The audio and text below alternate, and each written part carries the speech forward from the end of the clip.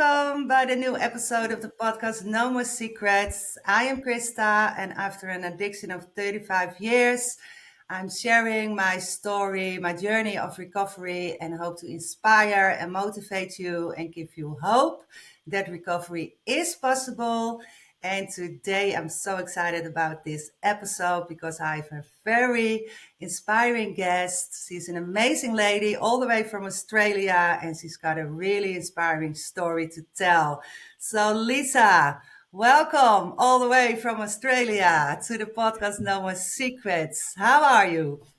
I'm good, and thank you. Thank you so much for having me on here. It has been a long time coming, but we Yes, finally made it. yes, but we did it. No sound, no image, no.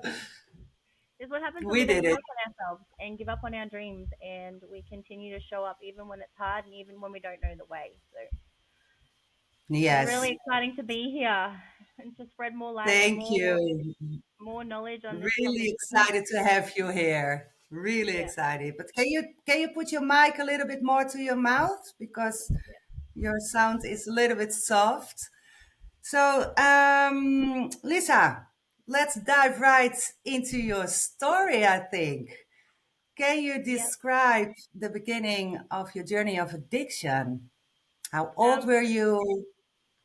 so addiction with me started really young. I guess it was probably around the age of 11 or 12, and I started Wow. drinking and experimenting with marijuana. And when I got Yes. to um, 14, I actually started injecting like speed and um, it's like what's it called? Anyway, it's like Yes. a hospital drug, and that's where my journey really began. And by the time that I was 16, 17, I was a heavy speed user, and that's injecting. By the time I was 25, I'd probably lived my worst part of my addiction. Had been to rehab, had been through the abusive relationships, and I Yes, was but really trying to. can we go back a little bit prior? How did your addiction start? What were the circumstances? What were the triggers that you, yeah, it's not a choice, but that you um, um, started using drugs and realizing that it helped you to go through something? Or what was the reason that you initially started? So I feel like for me, from doing all the inner work, that it's really come from feeling of not belonging. If Yeah. you would have looked at my family, you would have thought there was an average family, but there was some point that hit within me that I no longer felt a part of the tribe.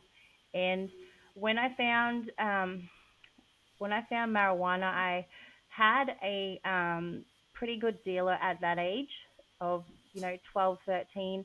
I had a dealer of that age, and I was selling to 24-year-old men. And this gave me great power and it gave me great feeling of belonging and it made me feel like I was someone and I had value in the world. And it kind of really escalated from there. Um, it just takes one moment like that to make you feel Yeah. empowered and make you feel strong and gives you a sense of self worth. And yeah, it really spiraled from that. Um, Yeah. right throughout my teenage years, like it gave me a lot of power But within myself. did you drop out of school? Did you still went to school? And Yeah, did your so environment noticed it? I think everyone in the environment started to notice it. Yeah. It was How did they never notice really it? because I was the rebellious one. It was never nothing I've ever done has been kept quiet.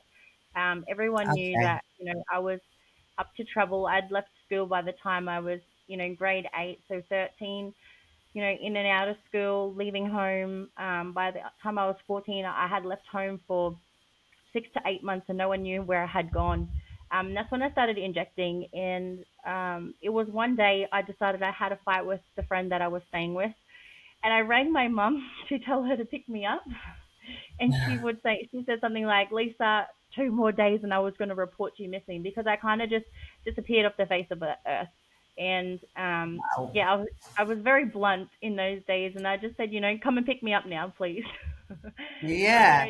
But the moment you went from weed to injecting yourself, what was the reason? Because injecting yourself is pretty Is big, you know? Yeah, it is. It is the when I look at it, it is probably the most um craziest lifestyle you'll ever live on Yeah, on a drug. I feel like they're the most rebellious, they're the most outspoken, they're the most they stay awake for days and weeks at a time, you yeah, know.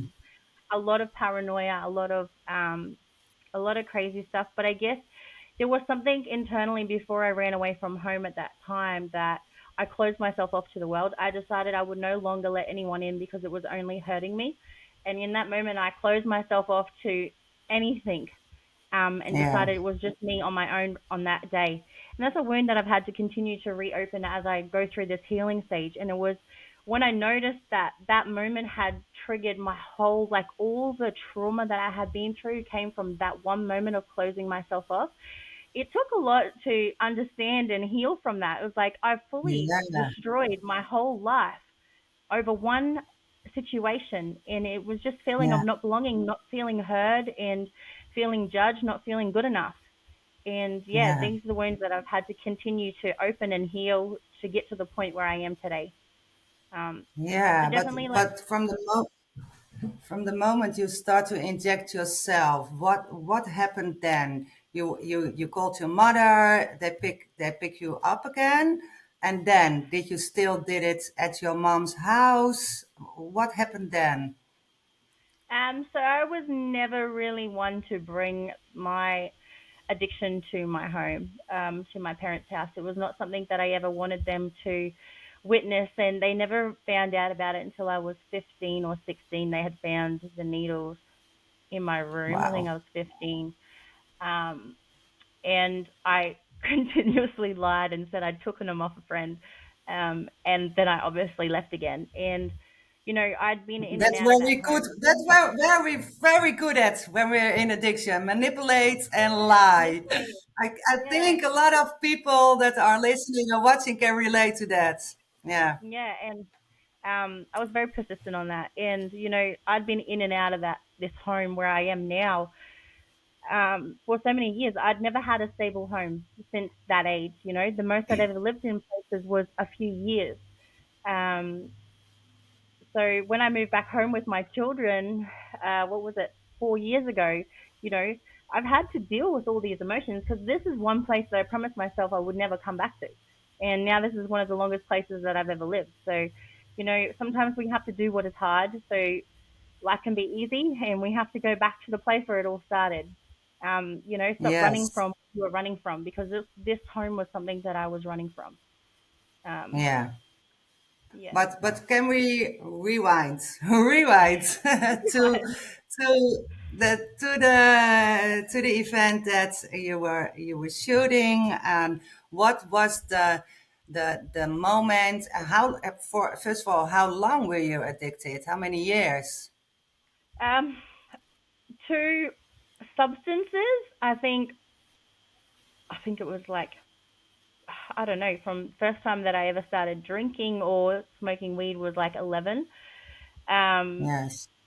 until like a couple of years ago, so nearly 20 years of, you know, addictions with substances, but injecting Yes. was about was from 14 to, I think my last one was 6 years ago. So what's that? Long 40. time. Yeah, it was like 12 or 15 years, something in between there. Yeah, it was a long time. And, you know, it was something that I would do all the time. You know, there's a lot of people that will go to jail and then they wouldn't have that access, but I always pulled back when I would get too deep in trouble because I would be scared that I wouldn't be able to use so freely as I could on the outside. So I would pull back and I would do the right thing for a while, and, you know, to keep that Yeah. addiction safe. Um, Yes. because I was in a state where I couldn't. I remember thinking when I was like in my early 20s, how will I ever survive without this drug? I wouldn't know how to do my hair. I wouldn't know how I would dress. I wouldn't know how to even clean my house. Will I even be able to function on the normal, on the normal activities that people do? Because I've never ever done that kind of stuff without a substance. Yes. So these were real fears that I was constantly thinking about. How would I ever become normal? And the big message that I want to spread with time, you will come good, and you just have to allow it and sleep it off, and keep giving But what, yourself that opportunity. and can you tell us a little bit more about the one or two or three darkest moments you experienced during your addiction? The darkest moments would probably be one would probably be with my first boyfriend. You know, we were very toxic together in just the constant paranoia of saying that I was cheating when I wasn't. The constant not feeling good enough, and that kind of led me into a very toxic event. Um, and then the repetition of rape coming over me all the time. People Yeah, trying to set me up, and people trying to take advantage of me because, being a young female, and when you're on your own, they like to I just know. take advantage of you. And it just Yes, really put me into a place of not feeling safe around men. And I still really struggle because there's been so many times that I feel I really struggle still to this day to feel safe around certain environments and certain men. And, for now, I just remove myself out of all those situations until I can build myself back up. But that was definitely probably one of them. But another one was when I was really trying to get off the drugs and I didn't know how. And I tried everything. And I felt like I wasn't able to remove myself from the addiction. And I thought I was going to be, suffering from it forever. And this is kind of when I used the power of prayer and I begged the universe, help me out because I don't know how the fuck I'm going to do this. Like, I don't know how to get out. And, funny enough, in doing that, like, don't be scared of your darkest moments because in doing that, that came my greatest blessing. That day I made yeah, an intention to get off it, and it happened. And this is, yeah, yeah. there's so much power in begging, for us. Yeah, I know. I know. I went down on my knees also last year. Please, Yeah. God, help me. But and do Oh, you no still way. pray? Do you still pray? Do you have a source? Yeah, I believe in the higher power. I believe in, there's Yeah, something greater than me because in yeah, through all those darkest moments when you don't know how, you have to surrender to that. We're not meant to know the way, but we're meant to take action when things arise. Like, it's your opportunity to take the action when the things arise, and you just keep doing what's best for you at the time, at every moment, and eventually you'll look back and you'll have done what you wanted to do.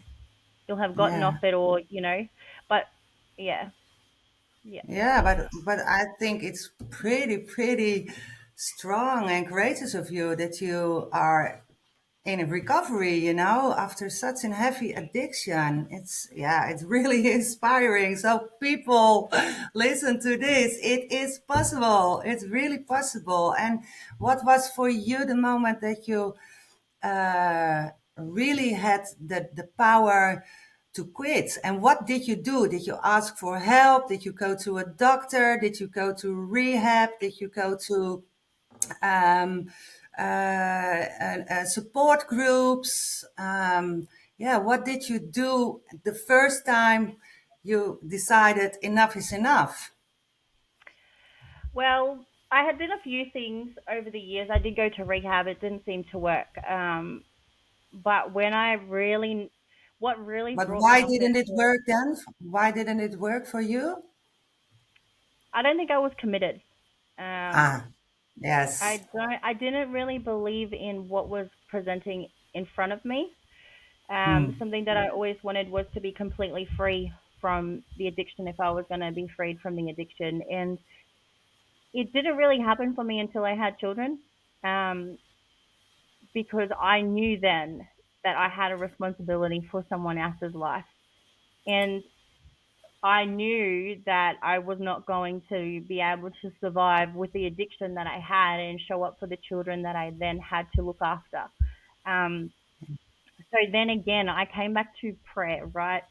Because when my kids were a few years old, I could feel like for the first few years of being a parent, I could easily But numb my addiction. My addiction but didn't did seem to, were you still addicted when in the start when you became a mom? How yeah. So did you do that during your I, during your pregnancies? I didn't use drugs when I was in my pregnancy, Me nor neither. alcohol. Yeah. But after I had the baby, I was a chronic alcoholic. I would wake up in the morning and drink all day. Yeah. So I I can pretty much, remember still. I can remember still that the only 4 9 months in my life I was sober was during my pregnancies.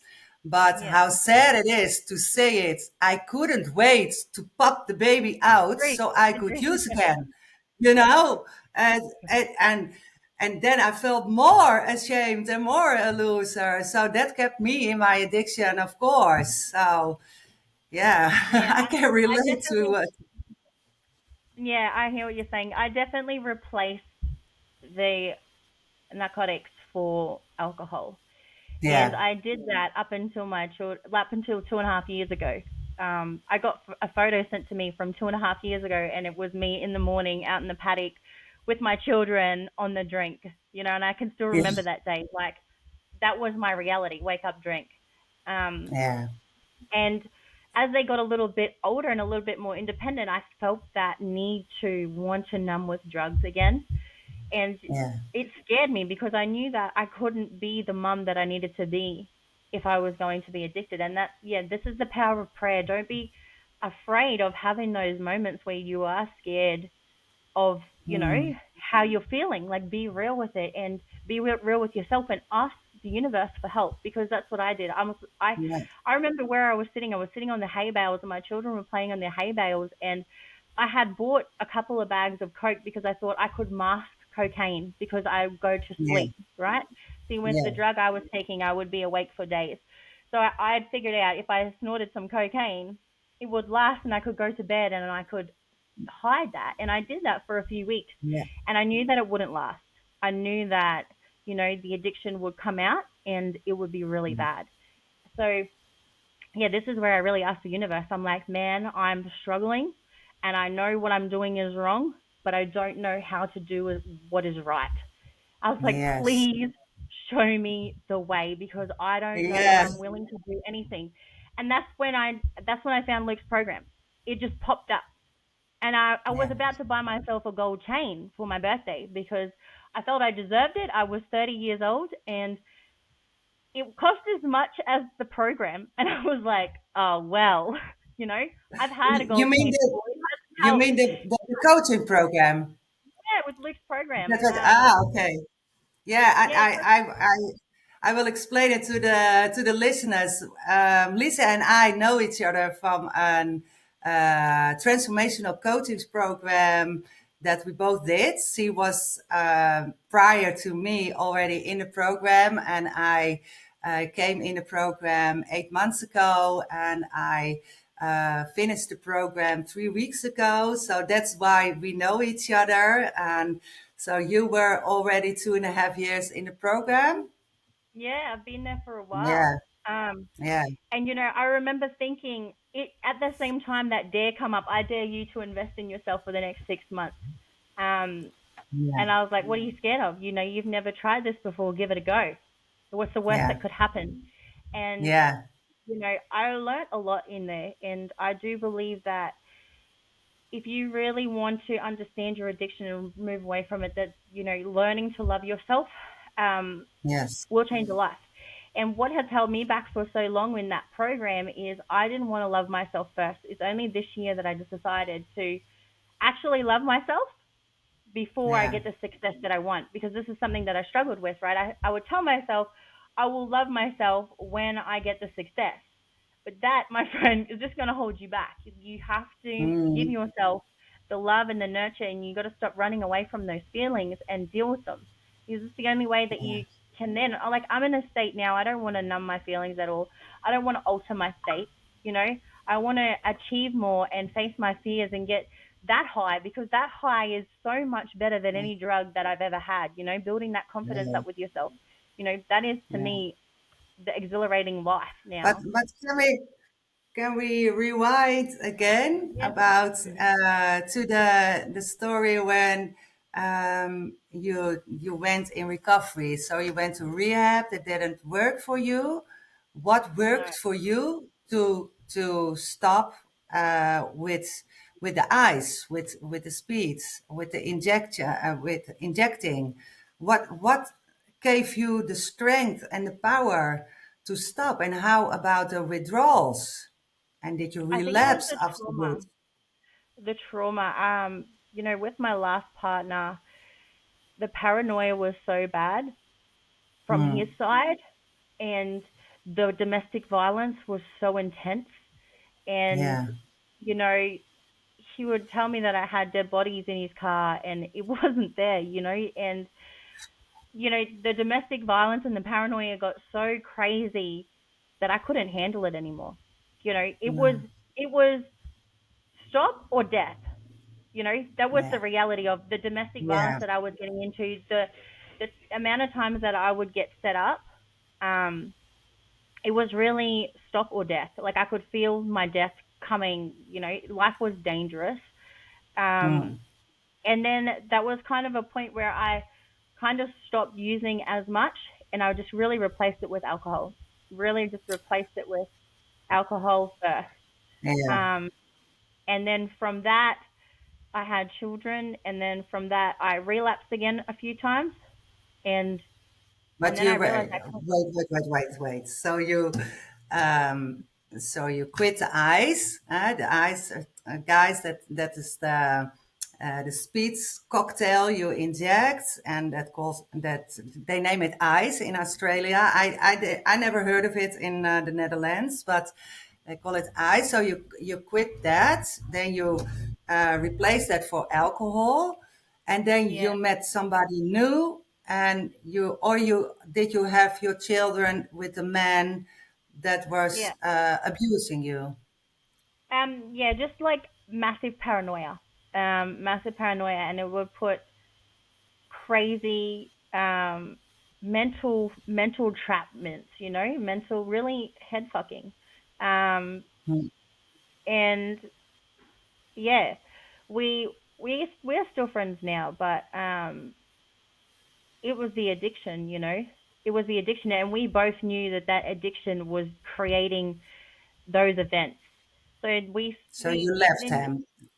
no, we stayed together, and I still respect him a lot, because we both knew that we couldn't keep going and use together, because we would, you know, it was getting very bad. So we kind of Yeah. actually just started drinking together instead, um, and that was So working he for us. also quit.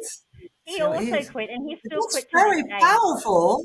I think Yeah, that's very powerful after so yeah, many years. And you didn't have any help, no counseling, we had no no help. No, nothing.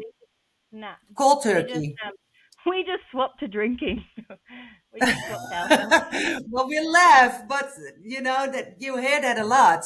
That people replace their substance for something else, Something else. And and you know, that's where rehab threw me off, because when I was in rehab, they told me that I should be on antidepressants and this, and I said, "There's no yeah, way I am swapping this drug for another. You know, then this yeah, is not the right place yeah, for me." And that's kind of where it ended with the rehab for me, yeah. because that's not real. Okay. That's yeah, that wasn't real help for me. No. Um, No, it's a personal thing, because rehab is amazing for a lot of people, but I also hear stories that it's from people that they didn't connect with rehab. They rather go to support groups and things like that. I didn't go to rehab. I did an evening treatment, and I'm going to meetings every weekend because I do still have a lot of cravings, and Mm. yeah, they help me. For me, it's my lifeline, because I And really want to stay clean and sober. So okay, and then you got pregnant, you had your children, and you were still drinking heavily. And what was the point you decided you wanted to stop drinking because the children were getting older, and um, then you decided, first of all, I just want to say about the rehab. In rehab, I did learn power of surrender, and that's something that yeah, that led the me through. 12 So step, there is a lot of yes. value in rehab. Yes. That's my most powerful tool is powerful. Power of surrender. So Yeah. I just wanted to add that in. It's Yeah. not Thank saying that you. it's all bad. There is a lot of good. There is a lot of good tools Yeah. in there. Yeah. But just for me at that time, it was not what was needed. No. But yeah, with the alcohol, what I realized when the kids got older was it wasn't doing the job enough anymore, and that I was because I had then left their dad. Um, and when you do leave these relationships, I feel like you do go back to the past version of you, right? And I've seen this happen Yeah. so many times with my friends. They do so well within the relationship, and then they leave the relationship and they go back to the person that they were before that relationship. And for a Yes. lot of us, that is addiction. So I went Yeah. straight back to Yes. It's that also addiction side of addiction. it. Yes. Yeah, yeah. So I went Yes. straight back Yeah. there, and then Codependency. Yeah. I had to deal with myself. And Yeah. um, I remember the day I gave up drinking, and it was in the afternoon, and I was like, "Oh shit, I have thoughts. What are these thoughts?" And it really was. It was like, "Oh my god, these thoughts are here, and they're not numbing." Like, do you know what I mean? And I was like, "Okay, this is different." Um, And that's and some I just kind of remember, awareness. Yes. yeah, Yes. yeah. So yeah, there was that starting to come in, and then yeah, surrender again. I surrendered. I did not know the way. I did not know how I was going to deal with this. Because No. I was after I left that relationship, I was left with the kids. Drinking wasn't enough anymore. I started buying the coke, and then I was like, no, this is not going. I'm not going to be able to hide this because of the kind of addict that I was. It was an all or nothing kind of thing. Um, Yeah. Me to too. me, Yeah. I didn't feel the effects until I had been up for 3 days. That wasn't I hadn't got started yet. So for Yeah. me, it wasn't enough. So I could feel that was coming on strong, and I knew I had to do something about it. And yeah, that's where I surrendered. I surrendered to it, Yeah. and that's when I found that the personal development program. Um, and yeah, after a year of doing that, I noticed that I didn't want to numb anymore. I didn't crave alcohol anymore. I didn't have all those thoughts of using. Sometimes I would get feelings in my arms like an itch, and it would bring me back to, you know, wanting to Yeah. numb. Like you would get a sensation in your Yeah. arm, and it's just like, oh my god, like it's haunting me forever, and it's something that I really didn't want to be haunted by every day. Um, so I'm No. really, really grateful for where I am now. Yeah, can imagine. But did you also had that when you quit the alcohol, the coke? That's what I experienced a lot. Is because I always not my feelings from the age of Mm, 13. I never knew, of I never could give a name to the feelings I experienced when I got clean and sober. I was really thinking, what is this for feeling? I don't know. It was so, now I know because also of the coaching, and also for the treatment I had. And yeah, I do a lot of research for this subject. So now I know what those feelings are, but it was so strange because everything was so clear that the leaves were greener, the birds were singing louder, and everything was new, like a rebirth, yes, yeah. yeah, you experienced that also. Yeah, when I was living here at my mum's and I'd given up the alcohol, I was like, whoa, life is different. And I remember it clearly. I was on the back of the four wheeler with my children, and I was like, wow, like, yeah, this is life, Yes. And the it's not love this for your thing. children. Yeah, Yes. it's not So so much more unpredictable anymore. intense. Yeah, yeah, Yeah. yeah. And what are you doing now? What is your goal, your dream, your mission? I know a little bit already about it, but for the listeners to yeah, to inspire them also that your life is not the end when you're going in recovery. It's just starting. You're starting to live finally. So Yes, can you share that it with is. us? Um, it is. I always wanted life to stay exciting and exhilarating, and I feel like this next chapter is exactly that. Because Yeah, when you face your fears and you face your emotional fears and you deal with your emotions, these are very hard things to do, but they yeah, leave you with highs that are way better than any drug. They leave you with yeah. confidence Internal and highs. yeah, Yes. pride that makes you Yeah. lift your shoulders straighter and higher, confidence and Yeah. self-worth and appreciation of yourself. And this is something now that I'm very passionate about sharing because I've seen the impact that it has changed me so much. And the fact that I don't feel like running and numbing anymore is completely new to me. Like I even had an addiction to failure, because it's like that failure part of me, it's like a familiar feeling. And it's not that I wasn't trying, and this is why I am so passionate about sharing it. And I also am creating a personal development program um, around what I've Amazing. learned, and Mm.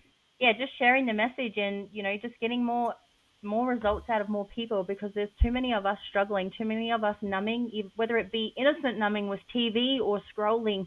We're not living life. We're just True. numbing because we're Yes. scared of the failure and the fear. So yeah, that's something I'm really passionate about, getting more people to Yeah. lean into.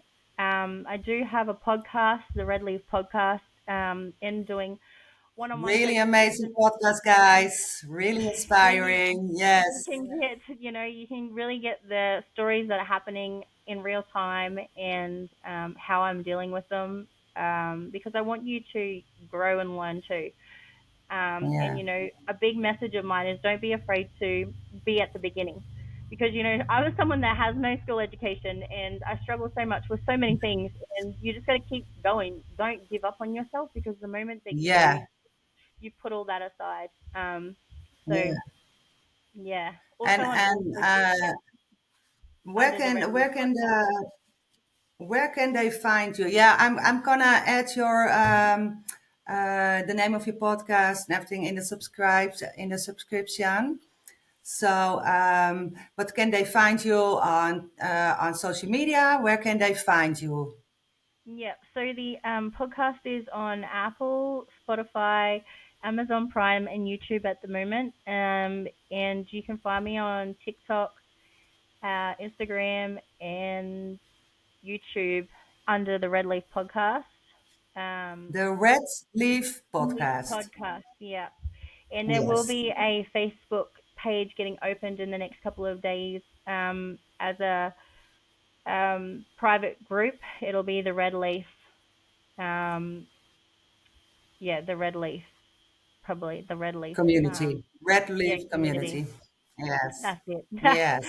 Thank you. But yeah, in Wow. there will be, be more insights in there. Yeah. Definitely should go and check And it out. and is there some kind of last advice or one thing you really would like the audience to know to stay strong in recovery, or if they're still in active addiction, what is your advice for them? Probably one of the hardest things for me to do was let go of that identity. Yeah. Don't be scared to lose a part of you to gain another part of you, because the people and everything, the people that are meant for you will come back to you. The things that are meant for you won't pass you by. And don't give up on yourself. Don't let those stories of you're a failure, if you sit there and can tell yourself that you'll never get off the drugs, I want you to just rephrase that and just say that it is a possibility for you because you are worth it. Because as soon as we block ourselves from that ability, it will never happen. Open yourself back up to the possibility and don't give up on yourself and surrender. Surrender to the universe. It will be the most Yes. powerful thing you will do. In your most darkest times, give up, surrender, and just fucking beg for a way. Yeah. When it shows up, Yeah. take action. Don't be afraid to take action. Yeah. Most Yeah, important thing, take action and learn from the lessons the yeah, universe gives you, because otherwise you keep going in circles, round and round and round. And yeah, guys, I loved having Lisa to be the guest. I hope you learn something from it, you get inspired by it. Don't forget to listen to her podcast as well, the Red Leaf podcast. It's a really beautiful podcast. It's learning you about self love, self worth, and giving you a strong message. And yeah, let me see if I didn't forget. No, Lisa, I'm so grateful to have you had as my guest in the podcast. And guys, if you like to connect with me, if you want to share your story, if you would like to be a guest in my podcast to share your journey of recovery, you can connect with me on christa.connect@gmail.com, or you can find me on my socials on TikTok, Facebook, or Instagram. And don't forget to hit the like button. And if you like this podcast, subscribe to my channel. It's totally for free. Yeah, we're going to leave you now. And thank you so much, thank Lisa, you so much for for having being me on. here. And yeah, we are always in touch. So it's not the last time I speak to you. And Yeah. guys, I'm going to wish you a really good week, a clean and sober week, I hope. And see you next time in the next episode. Bye. Bye, Bye. Lisa. Bye Bye. bye.